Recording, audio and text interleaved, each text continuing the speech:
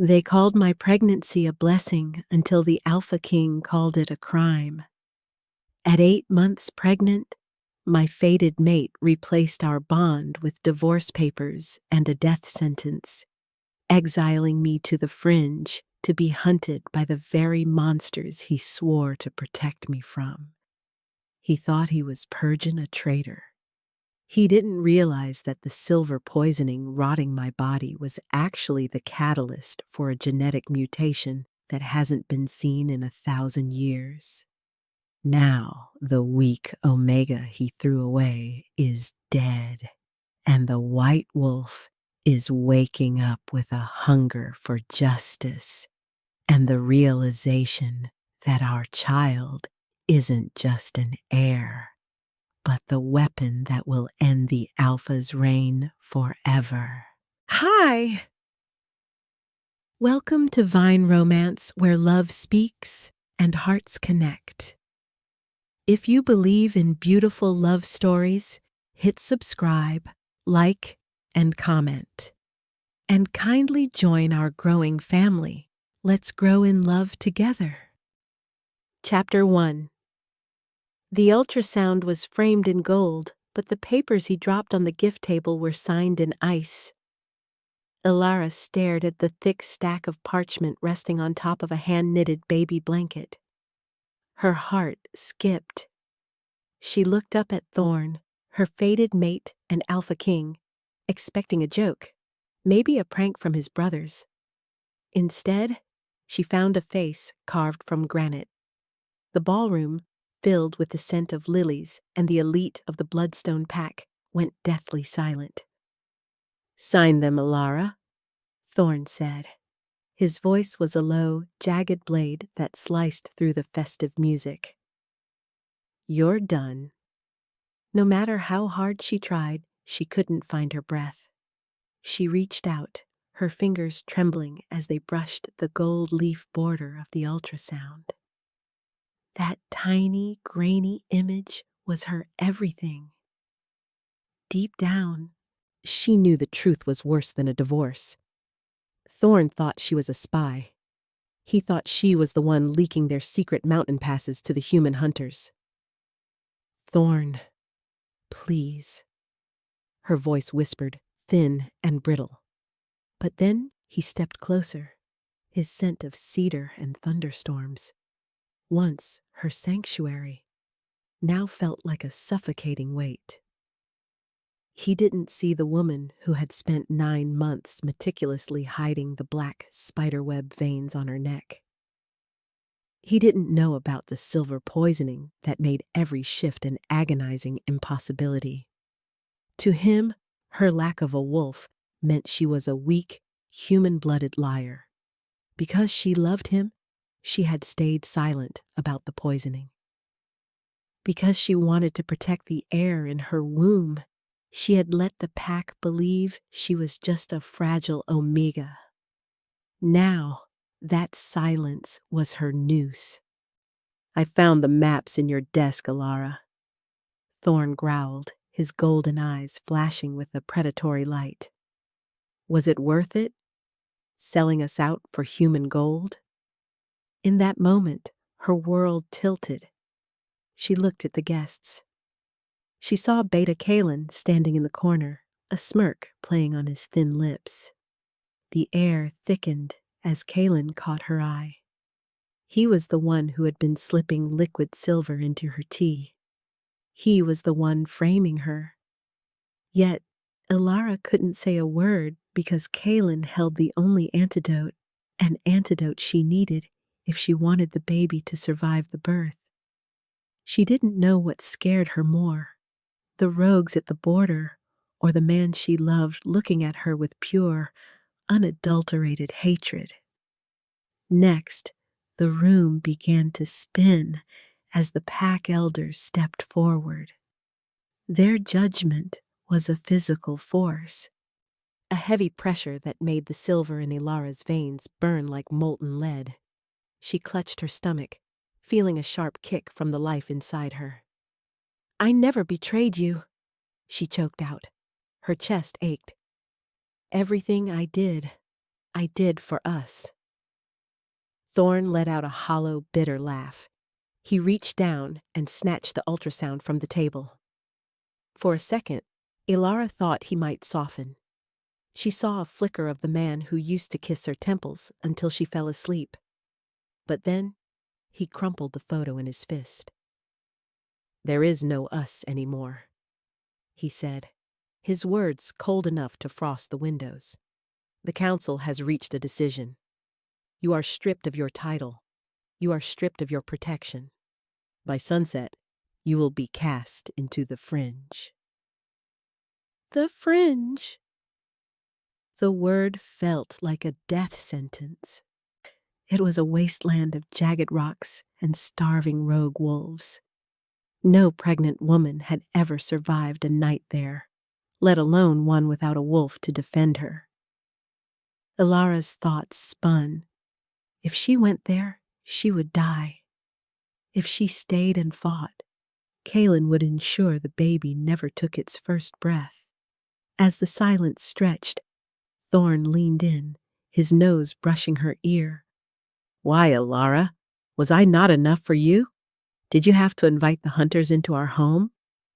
She felt it, etched in fire, the bond between them crying out. It was a phantom limb, screaming that its mate was in danger. But Thorne's wolf was blinded by the false evidence.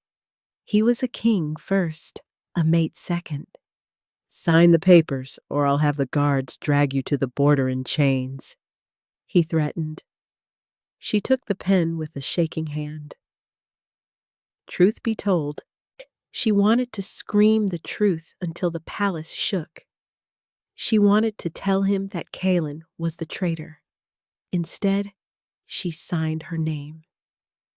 She did it because a mother's love is a silent, fierce thing. She would take the fall if it meant keeping her child away from Kaelin's reach for just one more day. Soon after, the guards grabbed her by the arms. They didn't care about the child. They didn't care that she had been their queen for 3 years. They only saw a human spy who had put their families in danger. They dragged her through the mud of the village, the pack members spitting at her feet. "Wait!" a voice cried out. It was Mara, a young maid who had always been kind. Mara rushed forward with a small bundle of clothes. Before she could move, a guard shoved her back. Elara's heart broke. She was truly alone. What followed was a long, grueling trek toward the jagged peaks that marked the end of the Bloodstone territory. With every step he took beside her, the head guard, a man named Thorne, mocked her. "No wolf to save you now, little spy," he sneered. "I wonder how long it'll take the rogues to smell your human blood." She didn't answer. She was focusing all her strength on the silver burn. It was moving toward her heart. As her wolf stirred deep within, it let out a pathetic, muffled whimper. The silver was a cage of ice, keeping the beast locked away. By the time they reached the border, the sun was dipping below the horizon, painting the sky in shades of bruised purple and blood red. The guards threw her across the line, the sharp rocks cutting into her palms. "Don't come back," Thorne warned. "If we see you on our lands again, Thorne's orders are clear. We kill on sight." They turned away, leaving her in the shadow of the great forest. Moments later, the first howl echoed through the trees. It wasn't a Bloodstone howl. I was hungry. It was wild. Elara pushed herself up, her bones aching, her soul answering the call of the dark. She looked at the high palace on the cliff, the lights of the baby shower still twinkling in the distance. She had lost her home. She had lost her mate. But as she touched her stomach, she felt a surge of cold, white heat. "I'm coming back, Thorne," she whispered into the wind. "And when I do, you'll realize you didn't just exile a spy. You exiled the only thing that could save you." That night, the cold in the Fringe was unlike anything Elara had ever felt. It wasn't just the weather. It was the absence of the pack bond. It was like a limb had been torn off, leaving a raw, bleeding hole in her spirit. She huddled under a limestone overhang, her breath coming in ragged puffs of white. Without thinking, she began to rub her arms, trying to generate heat. The black veins on her wrists were glowing faintly. It was a sickening, neon pulse. The silver was reacting to the lunar energy of the full moon. "You have to be strong," she told her stomach. "Just one more night." Suddenly, the bushes across from her rustled. Her instincts surged. She didn't have a wolf's ears, but she had a mother's intuition. She grabbed a sharp piece of flint from the ground. As if summoned, a massive gray wolf stepped into the moonlight. Its eyes were milky with cataracts, but its muzzle was scarred and lethal. A rogue. It let out a low, rumbling growl that vibrated in Elara's chest. Maybe it was fate, or maybe it was just her time, but she didn't feel the fear she expected. Instead, a growl rose in her throat, a human sound, but backed by a dormant power. The rogue paused. It tilted its head, sniffing the air. It didn't smell like a human. It smelled something ancient, something that shouldn't exist. "Back off!" Elara hissed. The rogue lunged. She rolled to the side, her body moving on instinct she didn't know she possessed. The silver in her blood flared, a white-hot spark of agony that blinded her for a second. In that span of a breath, she felt the cage around her wolf crack. Just a tiny, microscopic fissure.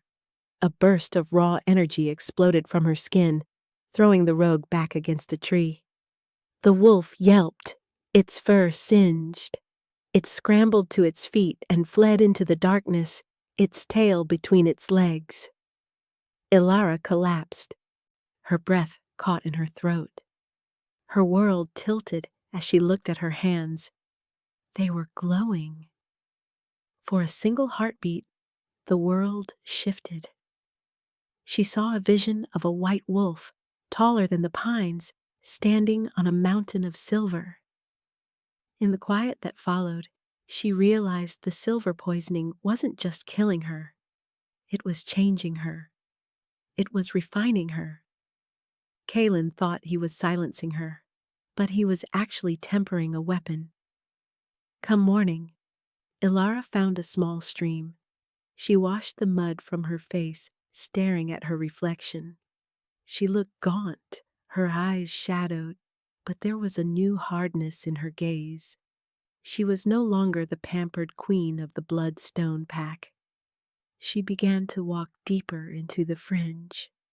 She needed to find a place to nest. She needed to find the herbs that could counteract the silver, or at least slow it down. Meanwhile, back at the palace, the celebration had turned into a funeral. Thorne sat on his throne, a goblet of wine in his hand. But he wasn't drinking. He was staring at the empty space where Elara used to sit. "You did the right thing, Alpha," Kaelin said, stepping up beside him. "The pack is safe now." Thorne didn't look at him. "Then why does it feel like I've ripped my own heart out, Kaelin?" "It's just the bond dying," the beta replied smoothly. "In a few weeks, you won't even remember her name." But Thorne's hand tightened on the armrest until the wood splintered. As fire bloomed beneath his skin, his wolf roared in protest. He looked at the divorce papers on the table. Something wasn't right. The scent of the ink. It smelled like copper. It smelled like the very thing he had been told Elara was using to poison the pack. Still, he pushed the thought away. He had seen the maps. He had seen the letters. The evidence was absolute. Yet, as the sky darkened for the second night of Elara's exile, Thorne felt a pull in his chest. A tether. It was thin as a spider's silk, but it was pulling him toward the fringe. Deep down, he knew the truth, but he was too proud to admit he might have been wrong. He was too scared to realize that he had just sent his fated mate and his child to a place where even the gods didn't venture. As the truth unraveled in Thorne's mind, Elara found a hidden cave draped in thick ivy. It was old, smelling of ancient earth and forgotten things. She crawled inside, her strength finally failing. "I'm here," she whispered, her voice trembling. "We're safe for now." The space between her and the world felt thin. She could hear the heartbeat of the forest. She could hear the pulse of the earth. As the bond pulsed one last time, a final desperate signal from Thorne, she reached out and mentally cut it. The pain was like a white-hot brand, but she didn't scream. She let the silence roar around her. She was Elara, the silenced queen, and she would be silent no longer. In the stillness that followed, her bones remembered him, his touch, his warmth, his betrayal. She let the memory fuel her. She let the anger burn away the last of her omega softness. With every heartbeat, she grew stronger. With every heartbeat, the silver in her blood became less of a poison and more of a shield. She would survive. She would give birth to a king. And then she would tear the bloodstone pack down to the ground to find the man who had dared to serve her papers at her own baby shower. The wind carried his name one last time, but she didn't answer. Shadows danced between them, miles of rock and forest, separating two souls that were meant to be one. Between them, something cracked, not just the bond, but the very foundation of the werewolf world. A white wolf was coming, and she was hungry for justice, and she let it happen. The first night in the Fringe didn't just break my heart. It stripped away the woman who had spent 3 years begging for a seat at a table that was never hers. Elara huddled in the damp corners of the ivy-draped cave, her fingers dug into the cold earth. Every breath felt like inhaling shards of glass, because the silver poisoning was no longer a slow burn. It was a raging wildfire. The black veins on her arms pulsed with a rhythmic, ethereal light that seemed to answer the thrumming heartbeat of the forest itself. She was 7 months pregnant, exiled, and hunted. Yet as she looked at her glowing skin, she realized she was no longer a victim. "We stay alive," she whispered to the swell of her stomach, her voice a low, gravelly rasp. "We stay alive because they think we're already dead." Soon after, a sharp, localized pain radiated from her womb, making her double over with a silent scream. It wasn't labor. It was the baby's first attempt to shift. Her child was half Alpha King, and that royal blood was fighting the silver suppression within Elara's body.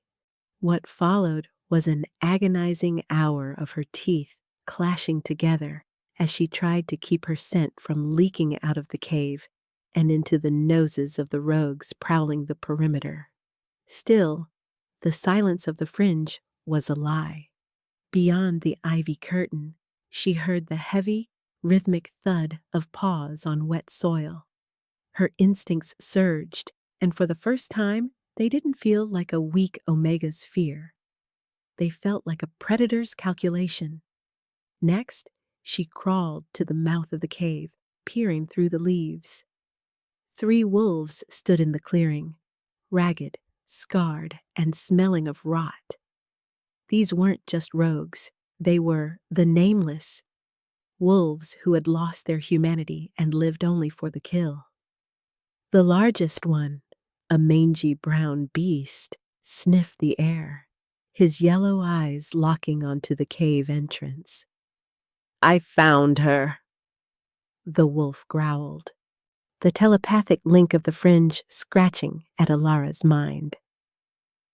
"The queen who smells of humans and cold metal." At that moment, Elara knew she couldn't run. Because she was carrying an heir, her movements were slow, and the silver made her joints feel brittle. Rather than fleeing, she reached for a heavy, jagged stone near the cave entrance. She didn't have claws, but she had the desperation of a mother. "She's alone." Another wolf snickered, his voice a jagged edge in her head.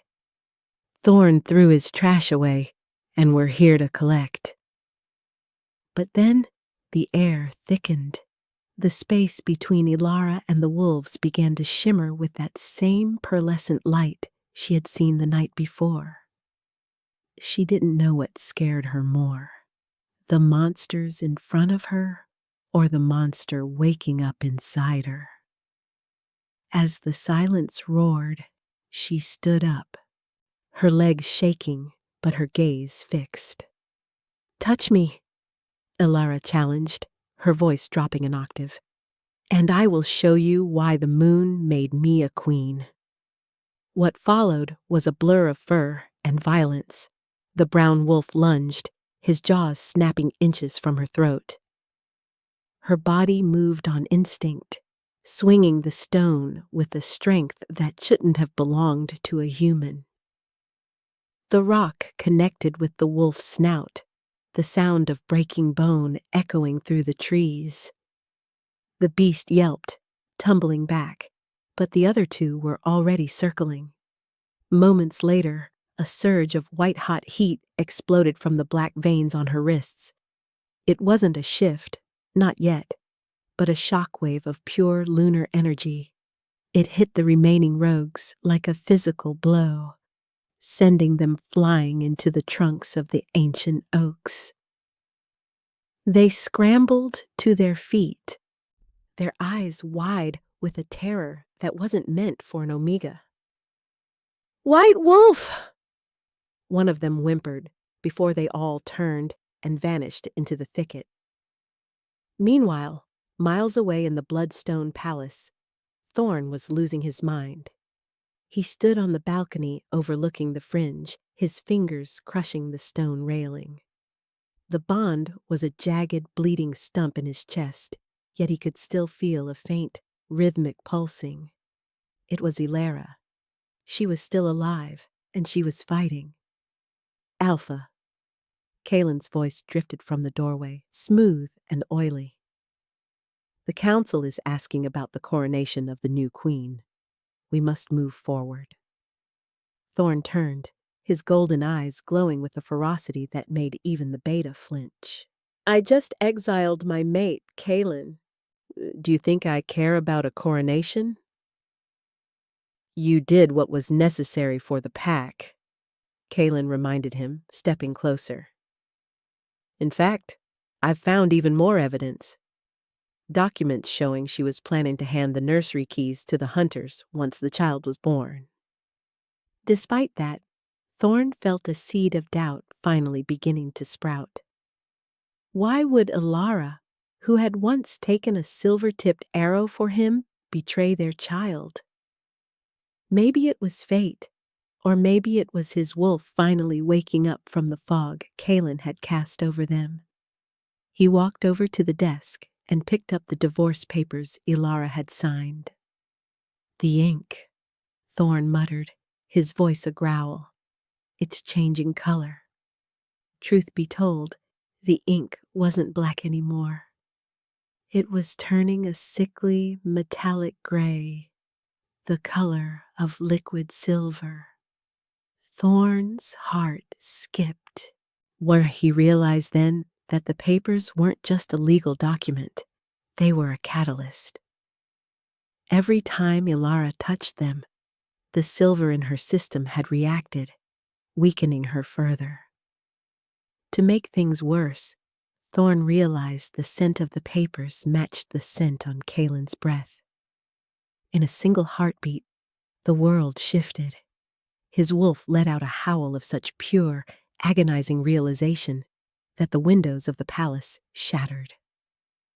"Kaelin," Thorne whispered, his voice the sound of a closing tomb. "What have you done?" Before either could speak, a messenger burst into the room, his chest heaving. "Alpha! The border scouts! They found something. A rogue army is massing in the Fringe, thousands of them, and they have a leader!" Thorne's jaw tightened. "Who?" "They're calling him the Silver King!" The messenger gasped. "And he says he's come to claim the White Queen?" As fire bloomed beneath his skin, Thorne realized the trap was much larger than a divorce. Kaelin hadn't just framed Elara. He had set her up to be the ultimate prize for their enemies. As the sky darkened, Thorne didn't wait for a horse or his guards. He shifted in midair, his massive midnight black wolf bursting through the balcony doors and leaping toward the forest below. No matter how hard he ran, he knew he might be too late. The Fringe was a labyrinth of death, and he had sent his pregnant mate into the center of it. Between one breath and the next, he vowed that if he found her, he would spend the rest of his life on his knees. Meanwhile, Elara had found a patch of moonstalk herbs near a hidden spring. She chewed the bitter leaves, feeling the silver in her blood begin to slow its frantic pulse. She was becoming a creature of the wild, her senses sharpening to a point that felt supernatural. Without another word from the forest, she heard him. The roar of an alpha. Not just any alpha, Thorne. He was coming, and he was coming fast. She felt it, etched in fire, his regret. It hit her through the broken bond like a physical weight. But as her wolf stirred, she didn't feel relief. She felt a cold, hard anger. He had discarded her like a piece of refuse, and now he thought he could just roar her back into his arms? As the silence roared around her, Elara stood her ground. She wouldn't be rescued. She would be reckoned with. The air thickened as a shadow fell over the spring. "Elara," a voice whispered. It wasn't Thorne. Before she could move, a man stepped from the trees. He was dressed in silver-threaded furs, his eyes a pale, ghostly blue. He looked exactly like the man Kaelin had been meeting in secret. "My queen," the Silver King said, bowing low. "It's time to go home, to a real throne." Elara's breath caught. She was trapped between the mate who betrayed her and the monster who wanted to use her. Her world tilted, and as the bond pulsed with Thorne's approaching scent, she realized the war for the Bloodstone Pack had only just begun, and she let it happen. The Silver King didn't smell like a wolf. He smelled like a cold, antiseptic grave. Elara stood frozen by the spring, the bitter juice of the moonstalk herbs still stinging her tongue. Her heart skipped as she stared at the man in silver-threaded furs. Behind her, the distant, frantic howl of Thorne echoed through the valley, was a sound of pure agony and desperate searching. Yet the man before her didn't flinch. He looked at her bulging stomach, not with the warmth of a father, but with the hunger of a collector. "You aren't a wolf," Elara whispered, her hand moving instinctively to cover her child. You're something else. I am the evolution, Elara, the Silver King replied, his voice a smooth, terrifying hum. The Bloodstone Pack is a relic of the past, and Thorne is a king of dirt. Why stay in a wasteland where you were discarded like trash? What followed was a sudden, sharp movement as he reached for her. Elara scrambled back, her boots slipping on the mossy rocks. In that moment, her world tilted. She wasn't just fighting for her life anymore. She was a prize in a game she didn't understand. Before he could touch her, a massive black shape exploded from the tree line. Thorne. He didn't come as a man. He came as a storm of midnight fur and crushing weight. He hit the Silver King with the force of a falling mountain, the impact snapping branches like dry twigs. Next, the forest floor became a battlefield of snarls and silver light. Thorne stood over Elara, his massive body a living shield, his golden eyes burning with a protective fury that made the air vibrate. Truth be told, he looked like a god of war, his claws digging deep into the earth as he faced the stranger. "Step away from my mate," Thorne growled through the mind link, a sound so primal it made the birds take flight in terror. The Silver King simply laughed, wiping a streak of pale, metallic blood from his lip. "Your mate? You served her divorce papers, Thorne. You broke the bond. She belongs to the Fringe now." Still, Thorne didn't move. He looked back at Elara for a fraction of a second, and in that span of a breath, she saw it. The soul-crushing regret in his eyes. He saw her ragged clothes, her bruised skin, and the black veins of the silver poisoning that he now realized was his own Beta's doing. "Elara, I know." Thorne's voice whispered in her head, cracking with a grief she had never heard from him. Rather than answering, Elara felt a wave of icy resolve wash over her. She didn't want his protection. She didn't want his apology. She wanted her autonomy. Without another word, she turned and began to climb the jagged rocks behind the spring, heading toward the higher peaks where the Silver King's army couldn't follow easily. As the silence stretched between the two men, Elara pushed her body to its absolute limit. Every step he took toward her in the past, every kiss, every vow, now felt like a lie. She had to learn the rules of this new world, a world where alphas were fallible and omegas were targets. Soon after, she reached a narrow ledge overlooking the fight. She watched as Thorne and the Silver King traded blows that would have leveled a house. The Silver King moved with a strange, fluid speed, his skin shimmering like mercury every time Thorne's claws connected. It was a high-stakes conflict like she had never seen.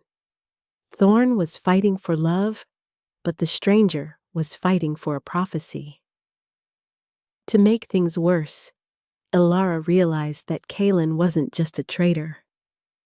He was a spy for this new power. The genetic sabotage wasn't just about her. It was about creating a new breed of wolf, and her child was the key. "How could I have been so blind?" she whispered, her thoughts spinning. She realized then that her weakness had been her greatest protection. Because she couldn't shift, the silver poisoning had concentrated in her blood, creating a unique alchemy. She wasn't an omega. She was a biological anomaly. Maybe it was fate, but as she watched Thorne struggle against the Silver King's unnatural speed, she felt a pull in her gut.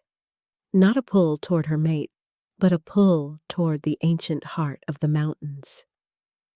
Moments later, A group of the Silver King's scouts appeared on the ledge above her. They weren't wolves, and they weren't human. They were husks, men whose souls had been burnt away by liquid silver. "Capture the queen," the Silver King commanded from below, his voice echoing through the canyon. "Do not harm the vessel." Elara's instincts surged. She didn't have a pack. She didn't have a king. She only had herself. She looked at the sharp drop below and the dark cave entrance to her left. With every heartbeat, she felt the baby kick, a rhythmic thud that matched her own determination. She dove into the cave just as the first scout lunged. Inside, the air was thick with the smell of wet stone and ancient magic. This was the new reality, a place where she had to be the hunter. She used the darkness to her advantage. She had spent months navigating the palace in the dark to hide her poisoning. Now, that skill saved her life. She led the scouts deeper into the tunnels, her mind working like a strategist's. "Where are you, little wolf?" a scout hissed, his voice bouncing off the walls. At that moment, Elara didn't feel like a prey. She felt like a trap. She waited behind a stalactite, her breath caught, her hand gripping a shard of obsidian she had found on the floor. When the first scout passed her, she didn't hesitate. Her body moved on instinct, driven by a primal strength she had been cultivating in the silence of her exile. She drove the obsidian into the gap in his armor, her eyes cold and focused. "I am not a vessel," she hissed into his ear as he slumped to the ground. What followed was a realization that sent a shiver down her spine. The scout's blood wasn't red. It was a shimmering, viscous silver. She was fighting a new species, an army built from the very poison that was trying to kill her. As the echo of the struggle faded, she heard Thorne's roar again, closer now. He had followed her into the cave system. He was calling her name, his voice a mixture of hope and terror. "Elara, please, let me help you!" She felt it, etched in fire, his desperation. But she also felt the Silver King entering the cave. The stakes were rising. The Fringe was no longer just a wasteland. It was the birthplace of a new war. She moved deeper into the mountain, toward the heart of the moon, a legendary chamber her grandmother had told her about in stories. If she could reach it, she might find the antidote. If she failed, she would be the mother of a monster. Between one breath and the next, she made her choice. She wouldn't go back to Thorne, and she wouldn't surrender to the Silver King. She would become the legend they were all so afraid of. The air thickened as she reached a massive stone door carved with the image of a white wolf. Her mark on her neck, the black veins, began to glow with a blinding, pure light, and she let it happen. The stone door didn't just open, it exhaled a breath of 1,000 winters, chilling the silver fire in my veins. Elara stood before the great seal of the white wolf, her palms pressed against the freezing rock. Behind her, the cave tunnels were alive with the sounds of a nightmare. She could hear the heavy, frantic paws of Thorne's midnight wolf and the rhythmic, metallic clinking of the Silver King's hollowed soldiers. In that moment, her world narrowed to the pulse in her neck and the frantic kicking of the life inside her. "Open," she commanded, her voice a low vibration that seemed to pull from the marrow of her bones. Because she was the blood of the moon veil, the ancient mechanism groaned. The massive stone slab ground opens, there revealing a chamber filled with a soft, pulsing luminescence. What followed was a wave of sensory overload. The air smelled of ozone, crushed diamonds, and the scent of a mother she barely remembered. Next, she slipped inside, the door sealing shut behind her with a final, echoing thud that cut off Thorne's desperate roar. She was alone in the heart of the moon, a sanctuary where the laws of the pack no longer applied. Still, the silence in the chamber was not empty. It was heavy with the presence of the ancestors, their spirits humming in the walls. Elara walked toward a central pedestal where a pool of liquid light shimmered. This was the midpoint shift, the moment she stopped being a runaway and started being a queen. "You found it," a voice echoed, not in her ears, but in her soul. No matter how hard she tried to find the source, the chamber remained empty of physical bodies. Deep down, she knew the truth. She was speaking to the first white wolf. In fact, the black veins on her neck began to writhe like living shadows, drawn toward the pool of light. "The silver was never meant to kill you," the voice whispered, sounding like wind through mountain pines. "It was meant to trap the divinity inside you so that men could steal it. But a cage only holds what is small enough to fit." Soon after, Elara knelt by the pool. She saw her reflection, haggard, haunted, yet glowing with an inner ferocity. She realized then that Kalen's plan had backfired. By trying to suppress her, he had forced her wolf to condense, to harden, and to wait for this exact moment of contact with the source. Rather than fear, a sense of cold, calculated purpose filled her. While she reached into the liquid light, and the space between her skin and the water vanished. As fire bloomed beneath her skin, she felt the silver poisoning being dragged out of her pores. It was an agonizing, rhythmic purging. She screamed, but the sound was swallowed by the chamber's magic. To make things worse, she felt the bond with Thorne flare one last time before it shattered into a million icy fragments. She was no longer his mate. She was no longer a piece of his pack. Meanwhile, on the other side of the stone door, Thorne was shifting back into his human form, his hands bloodied from clawing at the rock. "Elara, open the door! Kalen is here! He's coming for the child!" But then, the air in the tunnel turned freezing. Kalen stepped out of the shadows, his eyes completely silver, his body distorted by the same mutation that fueled the Silver King's army. "You're too late, Thorne," Kalen sneered, his voice a metallic rasp. "The vessel has entered the forge. Once the white wolf is refined, I will take her heart and become the alpha of alphas." At that moment, Thorne realized the full scale of his failure. He had been so worried about weakness that he had invited the devil into his nursery. With every heartbeat, he felt the distance between him and Elara growing, not just in miles, but in essence.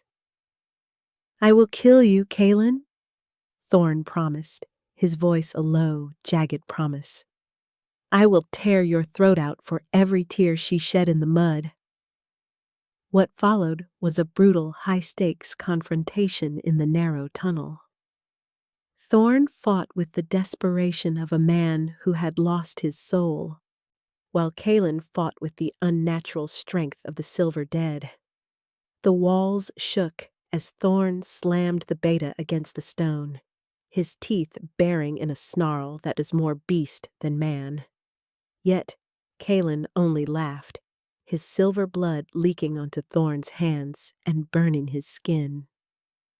"You think you can save her? Look at the door, Alpha.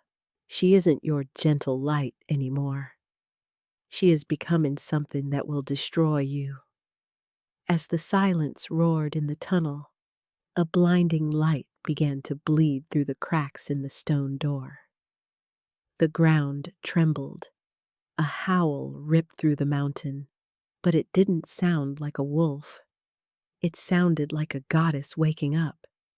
Inside the chamber, Elara stood at the center of the pool, her clothes scorched away, her skin glowing like a fallen star. The black veins were gone, replaced by shimmering lines of pure, iridescent white. "Looking back, I should have known," she whispered to the empty air, her voice now resonant and powerful. "The fire didn't come to consume me, it came to forge me." She felt it, etched in fire, the moment her wolf finally broke the silver cage. It wasn't a painful shift. It was an expansion. Her bones lengthened, her fur sprouted like silk, and her eyes turned the color of the midday sun. Before the words of her past could hold her back, she turned toward the door.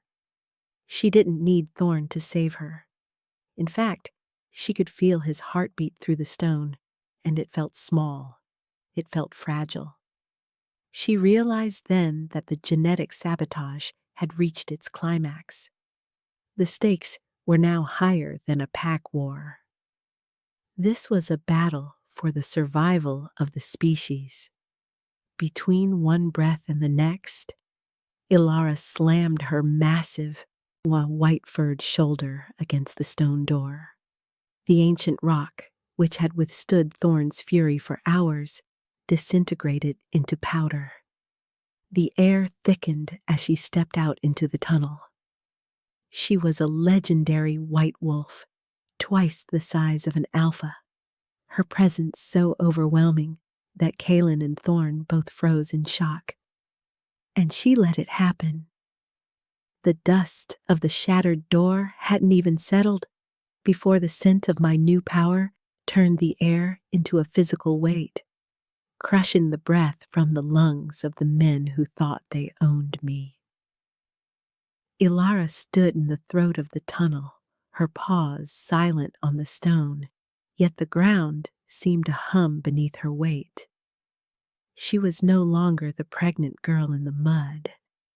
She was a mountain made of muscle and moonlight. Thorne stared up at her from the floor, his face a mask of awe and terror, while Kaelin's silver eyes widened in a way that finally looked human, filled with the realization that he had built his own executioner. "Elara?"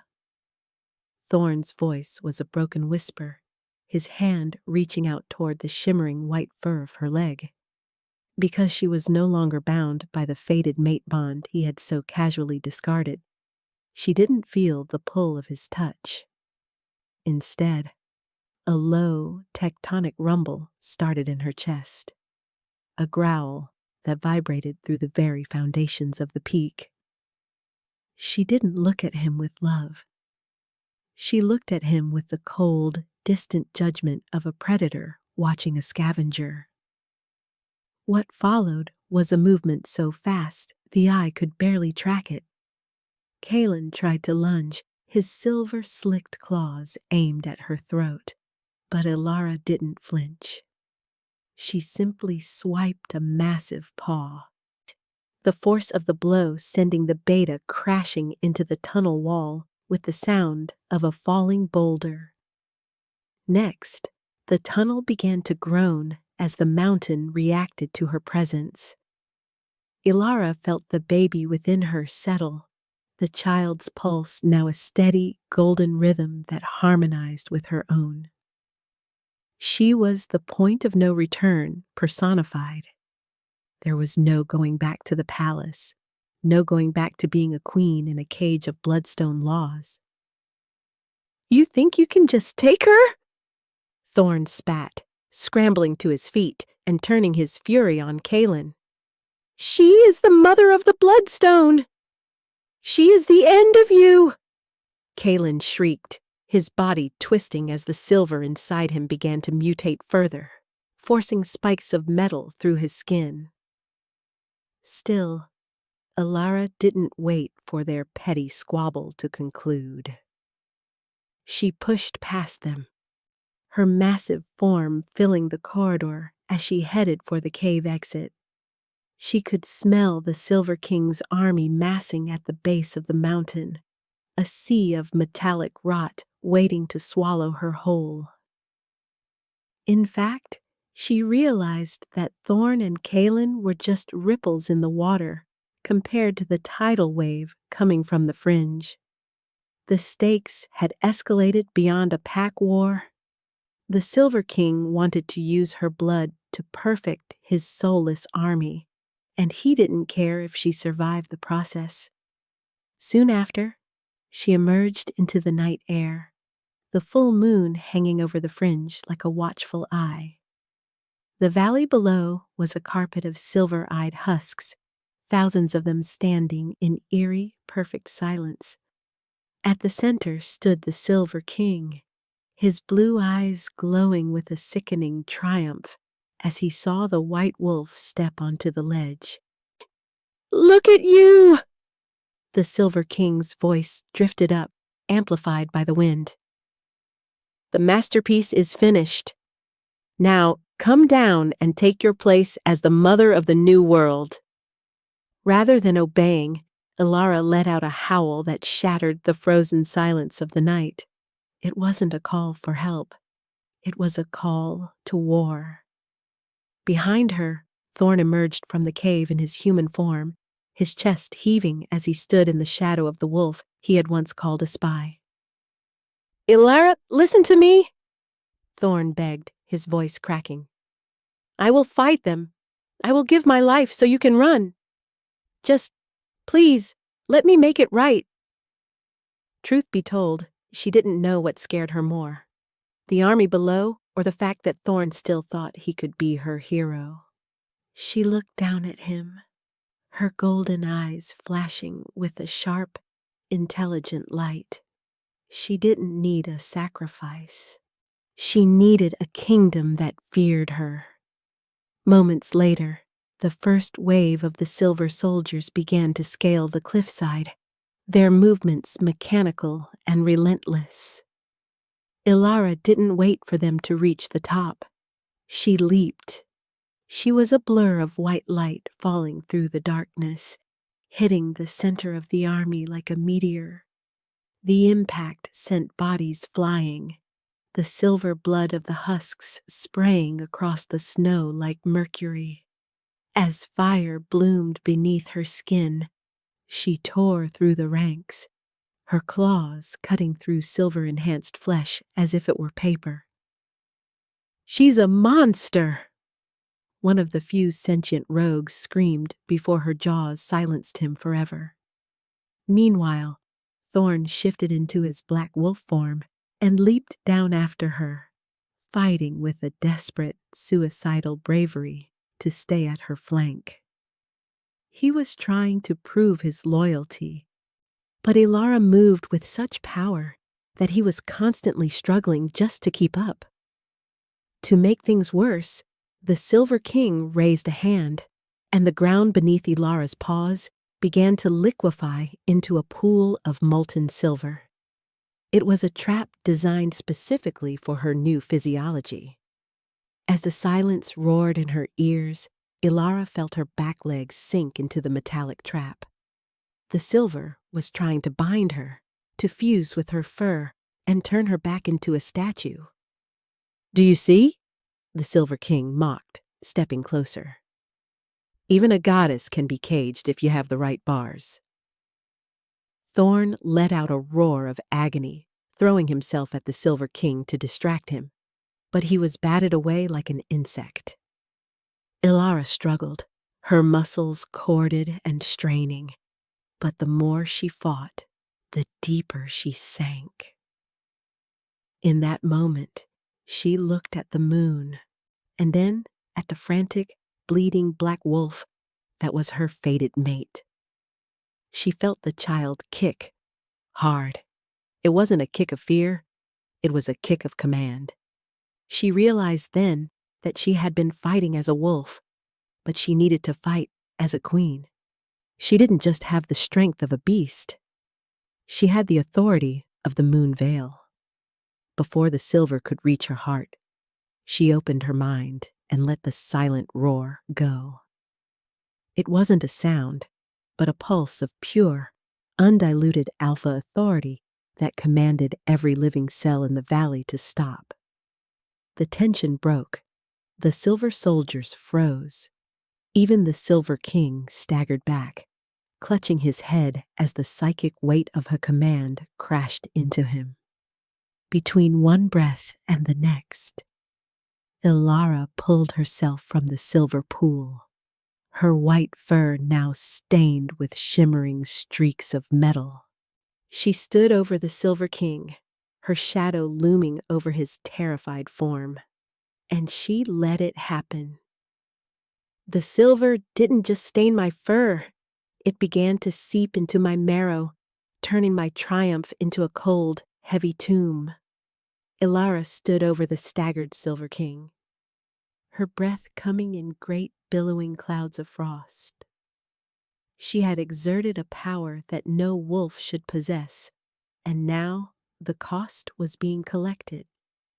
The shimmering streaks of liquid metal on her white coat weren't sliding off. They were sinking in, seeking the black veins that had once been her prison. Deep down, she knew the truth.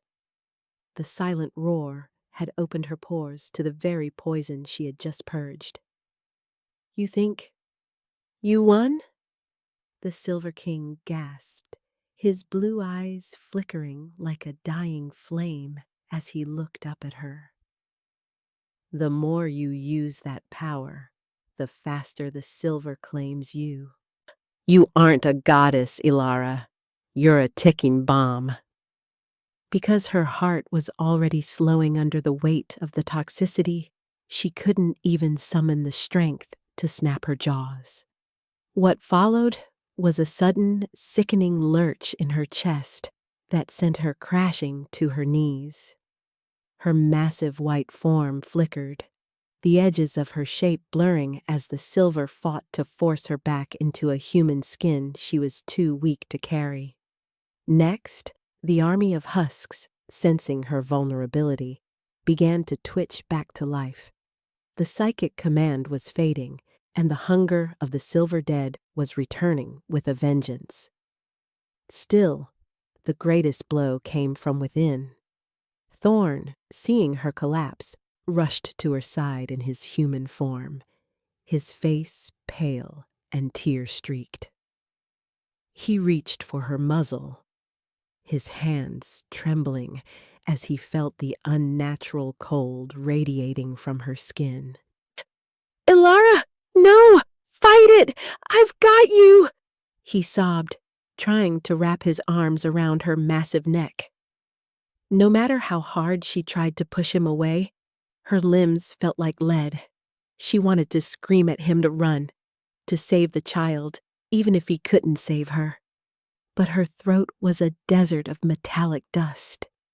Instead, she felt her consciousness beginning to drift. The dark night of the soul descending as the moon was swallowed by a bank of heavy, suffocating clouds. What's worse, Kalen had crawled back from the wreckage of the tunnel. He stood on the ridge above them, his body now more metal than flesh, a grotesque monument to his own ambition. "Look at the mighty white wolf," Kalen mocked, his voice a distorted, grinding rasp. "Dying in the mud next to the king who threw her away. How poetic." In that moment, Elara felt the last of her hope dwindle.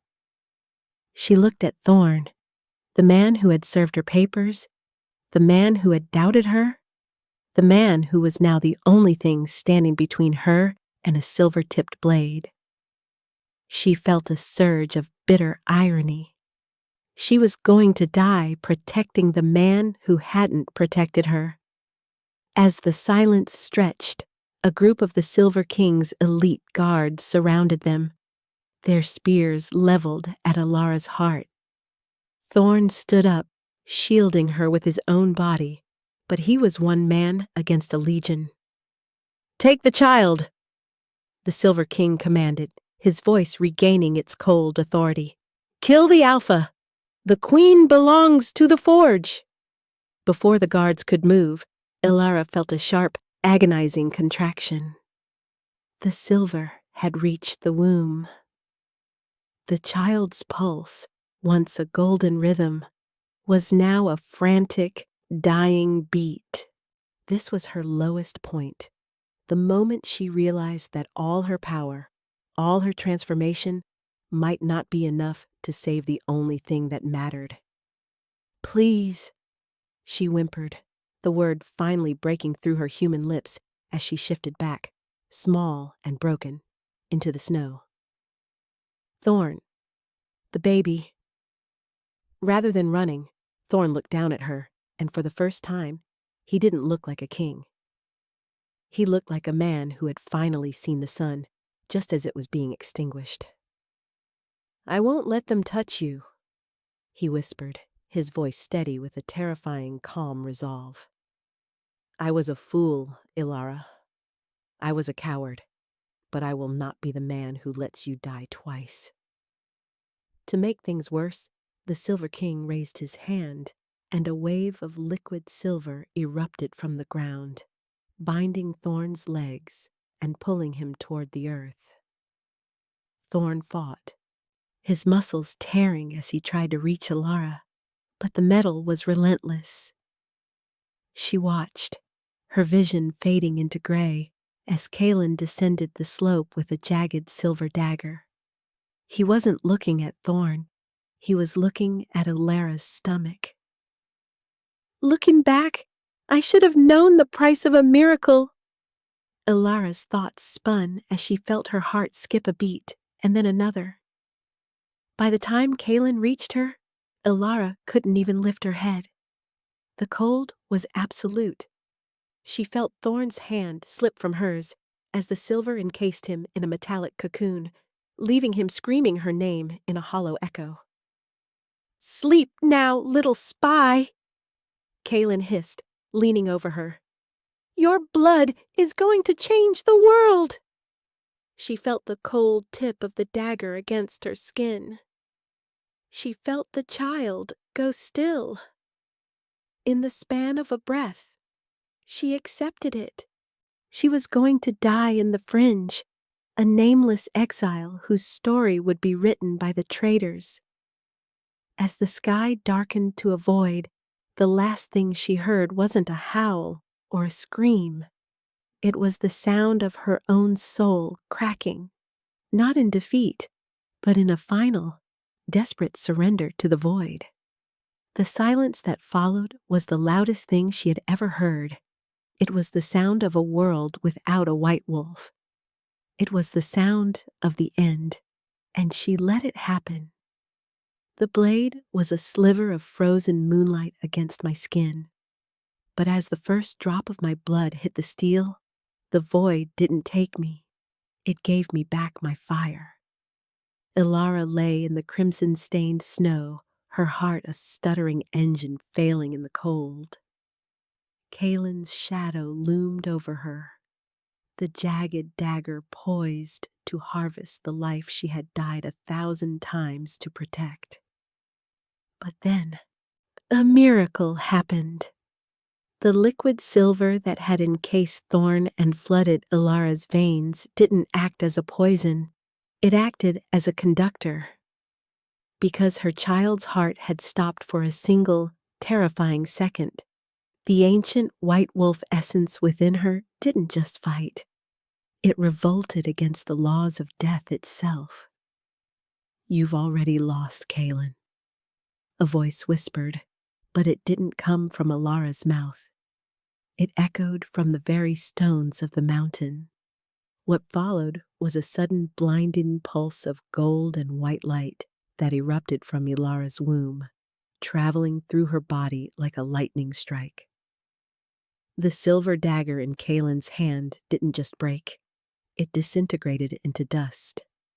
In that moment, Elara's eyes snapped open, and they weren't the eyes of a dying woman.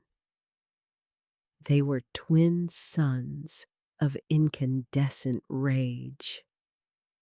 Next, the all-is-lost moment shattered as hope returned with the violence of a tidal wave. Elara felt her body knit back together, the silver in her marrow being transmuted into a new, unbreakable alloy.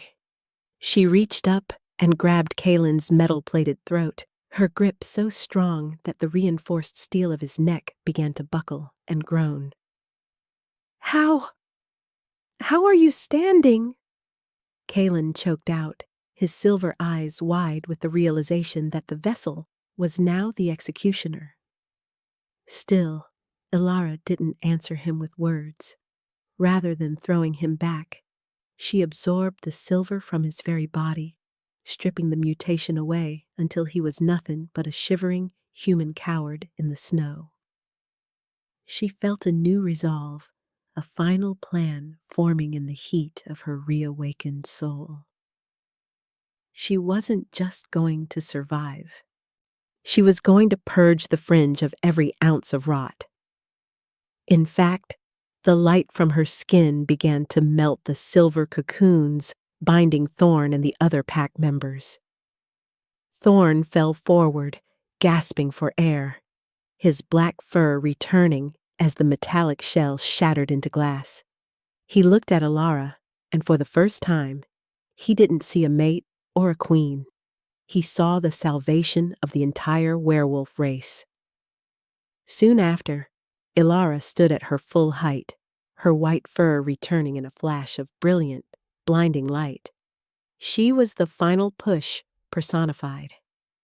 She looked at Thorne, and while the bond was still broken, a new connection, one of mutual respect and shared fire, ignited between them. "Thorne, lead the survivors to the ridge," Elara commanded, her voice a telepathic roar that cleared the fog from his mind. "I am ending the Silver King tonight."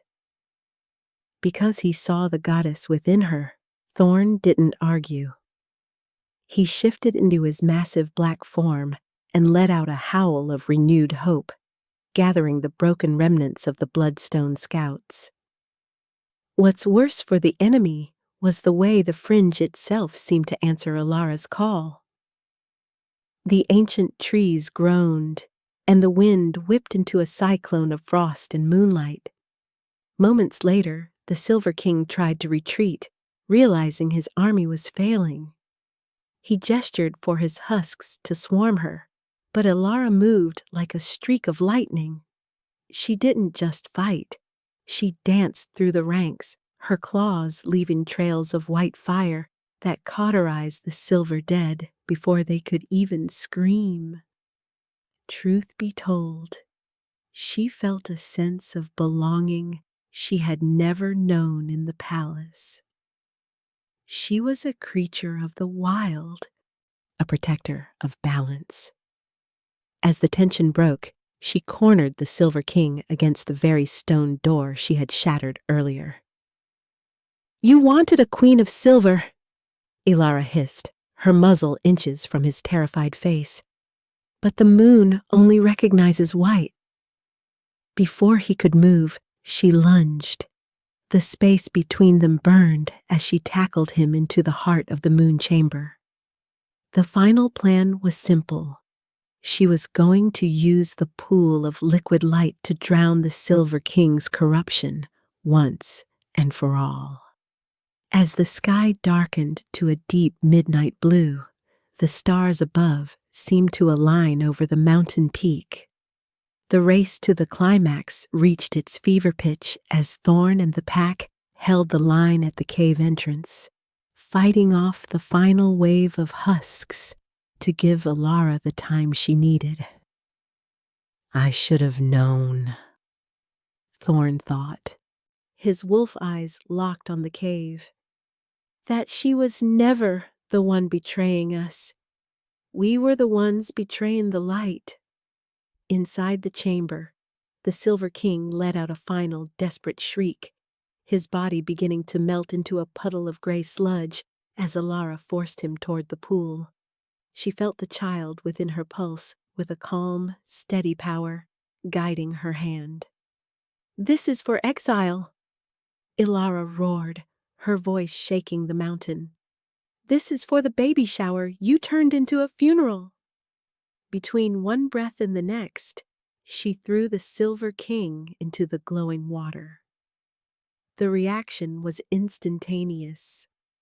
A pillar of white light shot up from the mountain, piercing the clouds and washing the entire fringe in a glow so bright it could be seen for hundreds of miles. In the span of a heartbeat, the husks outside crumbled into ash. The silver rot was gone. The air thickened with the scent of fresh pine and new beginnings. Elara stood at the edge of the pool, her breath caught, her task almost complete. The moment their eyes locked as Thorne entered the chamber, she knew the world had changed. The tension of the last few months evaporated, replaced by a heavy, profound silence, and she let it happen. The pillar of light didn't just burn away the darkness, it seared the last traces of the woman who needed a king to define her value. Elara stood at the edge of the pool of life, her white fur shimmering like crushed pearls under the fading glow of the mountain's heart. The Silver King was gone, dissolved into the very light he had tried to weaponize, and with him, the unnatural chill of the fringe had begun to lift. Yet the air in the chamber remained thick, vibrating with the aftermath of a goddess's wrath. Elara felt a sharp, heavy tug in her abdomen, not of pain, but of completion. "It's time," she whispered, her voice echoing with a resonance that shook the stalactites above. Because the battle was won, her body finally allowed the transition to begin. What followed was a shift so graceful it looked like silk folding over itself. She returned to her human form, standing tall and unclothed, her skin marked with the faint, glowing tracings of the White Wolf's lineage. In that moment, the stone doors groaned, and Thorne stepped into the light, his midnight black fur retreating as he shifted back to a man, his eyes wide with a reverence that bordered on fear. Next, the silence of the chamber was broken by a low, rhythmic thumping. It was the sound of Thorne's heart, who beating in sync with the new life Elara was finally ready to bring into the world. He didn't rush her. He didn't demand his place. Rather than the arrogant alpha who had dropped divorce papers on a gift table, he was now a man who barely felt worthy to breathe the same air as the woman before him. "Elara," he choked out, his voice a jagged ruin of regret. I don't have the words to ask for your grace." Still, Elara didn't answer him right away. She sank onto the soft moss near the pool, her breath hitching as the first true contraction of labor took hold. Deep down, she knew the truth. She didn't need his words, but she did need his strength one last time. In fact, she reached out her hand, not as a mate, but as a queen commanding her most loyal soldier. "Don't speak, Thorne," she commanded, her grip tightening on his hand until his knuckles turned white. "Just be the anchor for the king I am about to give this pack." Soon after, the chamber was filled with the sounds of a new beginning. While the forest held its breath outside, Elara fought her final battle, the battle to bring life into a world she had just saved. What followed was a moment of pure, blinding intensity as a cry rang out, piercing the ancient stillness of the mountain. It was a sound of defiance, of survival, and of a bloodline that could no longer be sabotaged.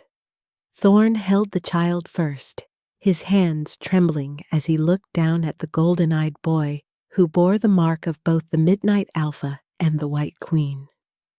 He looked at Elara, tears streaming down his face, and in that span of a breath, the falling action began to weave their broken lives back together. "He's perfect," Thorne whispered, his voice thick with a love that had been tempered in the fires of the Fringe. To make things worse for the memories of their past, Elara felt a strange, cooling peace wash over her. The silver poisoning was gone. The betrayal was a scar, but it was no longer a wound. She reached for her son, pulling him to her chest, and as the bond between mother and child pulsed, a faint, golden tether re-established itself between her and Thorne. It wasn't the old bond of property and law. It was a new bond, etched in fire and forged in the wasteland. By the time the sun began to rise over the bloodstone peaks, the survivors of the pack had gathered at the base of the mountain. They saw their king and queen emerge from the cave, Thorne carrying the air, and Elara walking with a stride that made the very earth tremble in respect. Truth be told, there was no need for a trial or a coronation. The sight of the white wolf in human skin was enough to make every wolf in the territory drop to their knees. "The queen has returned!" The cry went up, echoing through the valley. Rather than taking her seat on the old throne, Elara led them to the great grove, the place where the pack's heart truly beat. She looked at the crowd, seeing the guilt in their eyes, and then she looked at Kalen, who lay in chains at the edge of the clearing, stripped of his wolf and his dignity. "Justice is not a shadow," Elara declared, her voice carrying to the furthest reaches of the peaks. "It is the light that refuses to hide. From this day on, the Bloodstone Pack serves the moon, not the ego of men." Moments later, she turned to Thorne. He stood beside her, his head bowed, waiting for her judgment on his own heart. The tension broke when she leaned in, her scent of mountain air and new life finally overwhelming his senses. "You have a lifetime to earn the right to stay, Thorne," she whispered, her voice a soft promise of a future they hadn't yet written. "Do not waste a single heartbeat of it."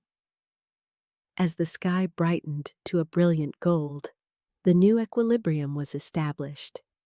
The genetic sabotage had failed, and in its place was a pack that was stronger, wiser, and led by a woman who had found her voice in the silence of exile. Elara looked at her son, then at the horizon, realizing that her weakness had been the cocoon for a power that would change their world forever. In the stillness that followed, she felt her inner wolf stretch, a massive white ghost of moonlight that would forever guard the peaks. The journey from the baby shower to the coronation was over, and she let it happen. 2 years later, the Fringe was no longer a wasteland. It was a sanctuary of lush green and crystal water, a testament to the White Queen's healing. Elara stood on the balcony of a new palace, watching a golden-eyed toddler chase a massive black wolf through the tall grass. "He's getting faster," a voice murmured behind her. Thorne wrapped his arms around her waist, his chin resting on her shoulder. He didn't ask if she loved him. He showed her every day in the way he served her people and protected their home. Elara leaned back into his warmth, her soul finally at peace. "He has his mother's spirit," she replied, smiling as the toddler let out a high-pitched howl. The wind carried the sound across the peaks, a reminder to any who would listen that the white wolf was always watching. The silence was gone. The roar had just begun. The end.